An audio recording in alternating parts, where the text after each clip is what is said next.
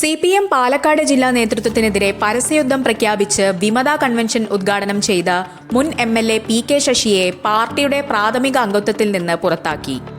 ചന്ദ്രാനഗർ പാർവതി കല്യാണ മണ്ഡപത്തിൽ നടന്ന കൺവെൻഷനിൽ ജില്ലാ നേതൃത്വത്തിനെതിരെ ശശി ഗുരുതരമായ ആരോപണങ്ങൾ ഉന്നയിച്ചതിന് പിന്നാലെയാണ് അടിയന്തര നടപടി. 2 വർഷത്തോളമായി പാർട്ടി നേതൃത്വവുമായി അകന്നു കഴിയുകയായിരുന്നു PK ശശി. കഴിഞ്ഞ മാസം KDDC ചെയർമാൻ സ്ഥാനം രാജിവെച്ചിരുന്നു. അന്നു തന്നെ അദ്ദേഹം പാർട്ടി വിടുമെന്ന അഭ്യൂഹങ്ങൾ ശക്തമായിരുന്നു. ഒരു കാലത്ത് മുഖ്യമന്ത്രി പിണറായി വിജയന്റെ ഏറ്റവും അടുത്ത വിശ്വസ്തനായിരുന്ന ശശിയുടെ ഈ വിമത നീക്കം പാലക്കാട്ടെ CPMന്റെ സംഘടനാ സംവിധാനത്തിന് വലിയ വെല്ലുവിളിയാണ് ഉയർത്തുന്നത്. പാർട്ടിയിലെ വിഭാഗീയത പരസ്യമായ ചേരിപ്പോരിലേക്ക് വഴിമാറിയതോടെ CPM സംസ്ഥാന നേതൃത്വത്തിനും ഇതൊരു വലിയ തലവേദനയായി മാറിയിരിക്കുകയാണ്.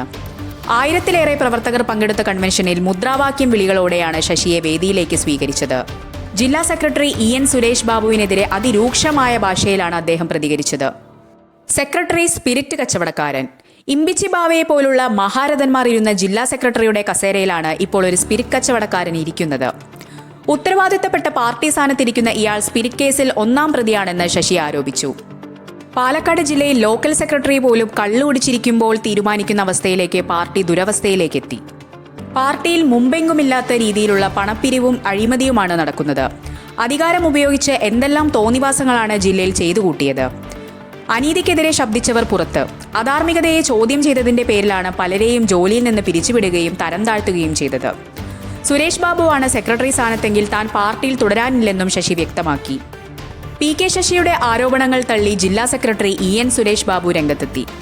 ശശി പറയുന്നത് മുഖവിലേക്കെടുക്കേണ്ടതില്ലെന്ന് അദ്ദേഹം മാധ്യമങ്ങളോട് പറഞ്ഞു. തനിക്കെതിരായ സ്പിരിറ്റ് ഇടപാട് ആരോപണം തെളിയിക്കാൻ ശശിയെ വെല്ലുവിളിച്ച അദ്ദേഹം അത് തെളിയിച്ചാൽ തന്റെ പൊതുപ്രവർത്തനം അവസാനിപ്പിക്കാമെന്നും വ്യക്തമാക്കി. പാലക്കാട് നടക്കുന്നത് വിമതരുടെ കൂട്ടായ്മയല്ലെന്നും ആത്മാഭിമാനമുള്ള കമ്മ്യൂണിസ്റ്റുകാരുടെ കൺവെൻഷനാണെന്നും PK ശശി പ്രഖ്യാപിച്ചു. വരും ദിവസങ്ങളിൽ പുതിയ രാഷ്ട്രീയ പാർട്ടിയായി മാറി UDF പിന്തുണയോടെ പ്രവർത്തിക്കാനാണ് വിമതരുടെ നീക്കം. PK ശശി ഒറ്റപ്പാലത്ത് വിമത സ്ഥാനാർത്ഥിയായി മത്സരിക്കാൻ ഒരുങ്ങുന്നതായി സൂചനയുണ്ട്. ഇതിനായി മുസ്ലിം ലീഗ് നേതാക്കളുമായി ചർച്ചകൾ നടന്നിരുന്നു. കൊഴിഞ്ഞാമ്പാറയിലെ democratic marxist front, voice of Vadakkanchery, മണ്ണാർക്കാട്ടെ ജനകീയ മതേതര മുന്നണി എന്നീ കൂട്ടായ്മകൾ ചേർന്നാണ് ഈ ഗദൽ നീക്കത്തിന് കരുത്തു പകരുന്നത്.